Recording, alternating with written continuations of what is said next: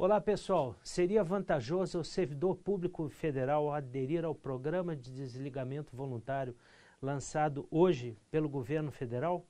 Meu nome é Jacques Reolon e vamos tentar avaliar juntos esse programa que foi lançado hoje pela medida provisória 792, algumas vantagens, algumas questões um pouco complexas, algumas questões omissas na lei e algumas questões que envolvem determinado risco. Quando nós estivermos falando, vão aparecer alguns slides que contêm o resumo da norma. Hoje vamos falar apenas sobre o programa de desligamento voluntário. Nos próximos slides falaremos também sobre jornada de trabalho reduzida e a licença sem remuneração com pagamento de incentivo em pecúnia. Ok, pessoal? Então vamos lá. A questão toda é que o programa de desligamento voluntário ele surge no contexto de uma medida provisória. E aí nós temos que analisar, artigo 62 da Constituição Federal. A medida provisória, ela precisa ser aprovada. E se ela não for aprovada, ela pode não ser convertida em lei, ou ela também pode ser rejeitada. E aí pode haver riscos a questões relativas ao programa que tenham efeitos protraídos no tempo, ok? Então isso é algo que deve ser avaliado. Primeira questão, o risco por se tratar de uma medida provisória. Quem que a medida provisória alcança? A medida provisória alcança os servidores públicos federais estáveis, das autarquias, e aí nas autarquias a lei não se refere, mas no nosso entendimento engloba as agências especiais e as agências reguladoras. Exemplo de agências especiais, por exemplo, a ANEEL, a NTT e etc. Então, que são autarquias de natureza especial. Também as fundações e as demais autarquias. Ok, pessoal? Bom, e o programa, para ele ter um início, efetivamente, o que ele precisa? Ele precisa ser regulamentado por ato do Ministério do Planejamento. Então, esse ato do Ministério do Planejamento, ele vai definir os períodos de abertura do programa de desligamento voluntário, que tem que ser por exercício, né?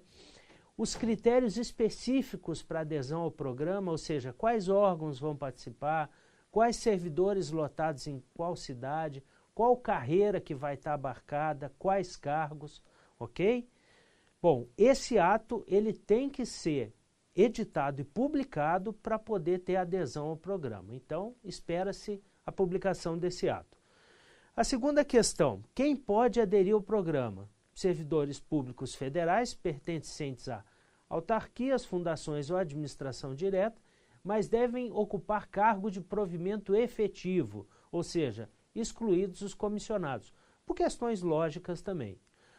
O ato do ministro do Estado, obrigatoriamente, ele tem que definir também a quantidade máxima de servidores que vão estar contemplados, poderão aderir ao programa. Por que isso?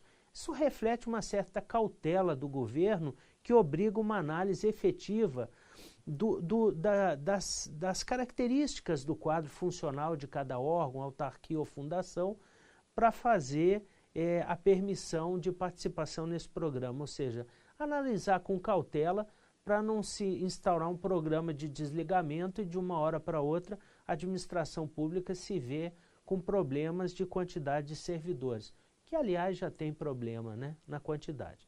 Bom, a lei a medida provisória estabelece dois critérios. Primeiro, o direito de preferência, ou seja, quais são os servidores que têm direito de preferência à adesão ao programa. Bom, são os servidores com menor tempo de exercício no cargo e os servidores em licença para trato de assuntos particulares. Esses dois servidores, nessas duas circunstâncias, eles têm preferência sobre os demais. Agora, mesmo esses dois, o que tem o menor tempo de exercício e o que já esteja em licença para trato de assuntos particulares, há critérios de preferência para adesão ao programa. E qual é esse critério? É o primeiro que der entrada no pedido de adesão ao programa. Isso, logicamente, é uma boa medida do governo, impõe uma imparcialidade, impessoalidade a um critério objetivo para dar preferência a quem pode ou não aderir ao programa, ok? Uma outra questão interessante, quais são as vedações? Quem não pode participar do programa? Primeiro, quem está em estágio probatório. Quem está em estágio probatório ainda não está efetivo. São aqueles 2 anos iniciais impostos pela Lei 812, o Estatuto do Servidor. Outro tipo de servidor que não pode participar, aquele servidor que já cumpriu os requisitos para se aposentar, ou seja, já possui o tempo de efetivo exercício de serviço público, já possui tempo no cargo, a idade mínima, o tempo de contribuição, suprir os requisitos constitucionais para se aposentar, tanto pela regra geral como pela regra especial, regras de transição, esse servidor não pode participar. Bom, o servidor já aposentado e que ingressou, que houve um reingresso em cargo inacumulável, esse servidor também não pode participar. Os que já estão habilitados num concurso público na data de adesão do PDV, dentro do número de vagas, ok? Isso deve ser por alguma interpretação do governo, que se o concurso é novo, é atual, ele reflete uma efetiva necessidade da administração pública. A segunda questão, outro item, os condenados por decisão judicial com perda de cargo. É impossível participar. Por quê? Porque isso seria uma questão de cumprimento da decisão judicial, ou seja, os efeitos da decisão. Se a decisão judicial transitada em julgado impede o servidor de ocupar um cargo público, o governo não poderia atribuir a ele uma benesse decorrente do exercício desse cargo público, contrariando a decisão judicial. Quem também não pode participar? Servidor público com prisão preventiva ou em flagrante. Inclusive tem uma previsão na 812, no artigo 229, dessa questão do afastamento do cargo quando é caso de prisão em flagrante e prisão preventiva. Não pode participar. Outra hipótese que é vedada a participação no PDV são os casos de licença por acidente de serviço ou licença para tratamento de saúde. Mas no caso de tratamento de saúde, apenas aqueles servidores que possuam aquelas moléstias qualificadas em lei, estabelecidas lá no artigo 186 da Lei 812, ok? Pessoal, um outro slide aí, agora vocês verão algumas restrições à participação ao programa. Por exemplo, servidor que está em sindicância ou processo administrativo disciplinar. Qual é o tratamento dado pela medida provisória? Nesse caso, os efeitos da adesão ao programa, eles serão da seguinte forma. Se resultar do processo administrativo disciplinar ou dessa sindicância uma punição com demissão de serviço público, o servidor não pode aderir ao programa. Sim, porque ele está demitido. Se houver aplicação de outra penalidade, o servidor pode aderir, mas apenas após o cumprimento dessa penalidade. Então, são apenas essas duas questões nas hipóteses de sindicância e de processo administrativo disciplinar. Outra questão que restringe um pouco o direito. Quando o servidor estiver participando de um programa de treinamento com despesa para o governo, ele pode aderir ao programa, mas desde que ele indenize o governo federal com a remuneração do tempo do treinamento acrescido das despesas de custeio desse treinamento. E a indenização vai ser integral quando ele estiver com o treinamento em curso, estiver realizando o treinamento. E proporcional se ele já realizou o treinamento, retornou ao serviço público, mas o período de retorno ainda não foi igual ao período de afastamento para o treinamento. Nesse caso, a indenização é proporcional. A lei é omissa nesse ponto, não diz como é a proporcionalidade. Então se espera que o ato do ministro delimite essas questões, ok?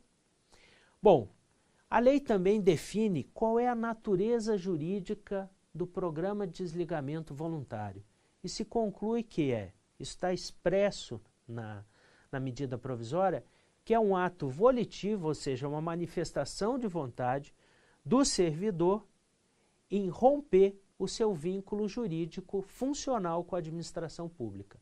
Ou seja, é a manifestação volitiva por parte do servidor público, ok? Vamos para o próximo slide, pessoal. Pessoal, nesse próximo slide que vocês estão olhando aí na tela, nós vamos tentar delimitar as características do incentivo financeiro ao PDV. Como é que é calculado o incentivo financeiro? A conta é simples, é 1,25 a cada ano trabalhado de efetivo exercício para a administração pública. Então, por exemplo, o exemplo de um servidor que trabalhou 15 anos, com uma remuneração de R$10.000 mensais. Como é que eu faço esse cálculo? É 1,25 vezes R$10.000 vezes 15 anos. Eu vou ter um total de R$187.500. Então, para o desligamento voluntário desse servidor, ele receberá R$187.500. Saindo um pouquinho da questão jurídica, entrando na questão financeira, analisando, ele teria aí, remunerando esse capital no mercado financeiro, mais ou menos R$200.000, ou seja, se ele mantivesse o nível de gasto dele, de despesa mensal, limitado a 10 mil, ele teria mais ou menos 20 meses aí com remuneração desse valor para ele se manter longe do serviço público. Então, em tese, um servidor que laborou 15 anos teria aí 20 meses pago pelo erário, o valor remunerado, para ele se manter, ok? Bom, segunda questão, como é que é a base de cálculo? Qual é a remuneração? A remuneração base de cálculo é aquela que o servidor for perceber quando for publicado o ato de exoneração dele, ok?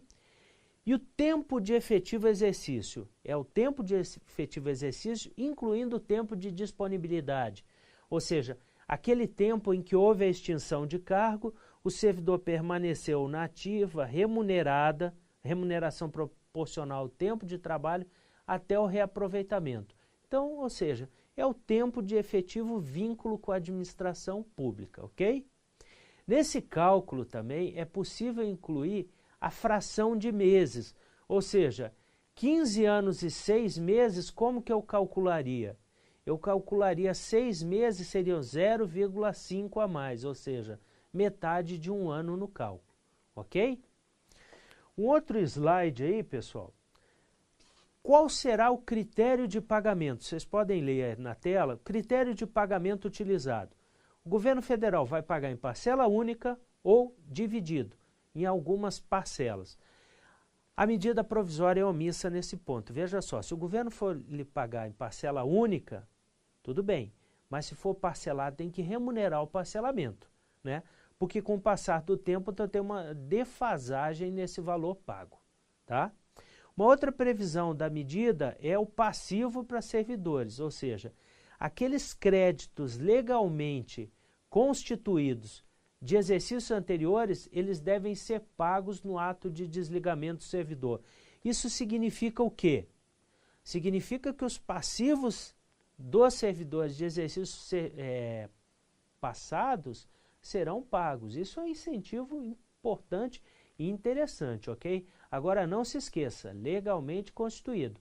Se for constituído judicialmente, tem que estar transitado em julgado, ok? Bom, é permitido para o servidor que aderir ao PDV, novo ingresso ao serviço público? Sim, é permitido, está na medida provisória. Só que tem um detalhe, o período utilizado para calcular o incentivo financeiro ao PDV, ele não pode ser utilizado no momento posterior para cálculo de outros benefícios e vantagens, ou seja, esse período, no caso de um novo reingresso, ele não vai ser computado, ok? Outra previsão, férias e gratificação natalina. No desligamento do servidor, elas vão ser pagas proporcionais no ato de desligamento. Se fizer direito às férias e gratificação natalina integral, vai receber integral, proporcional proporcional. Bom, pessoal, era isso aí por hoje e acompanhe os 2 próximos vídeos que falaremos mais sobre a medida provisória 792/2017. Obrigado.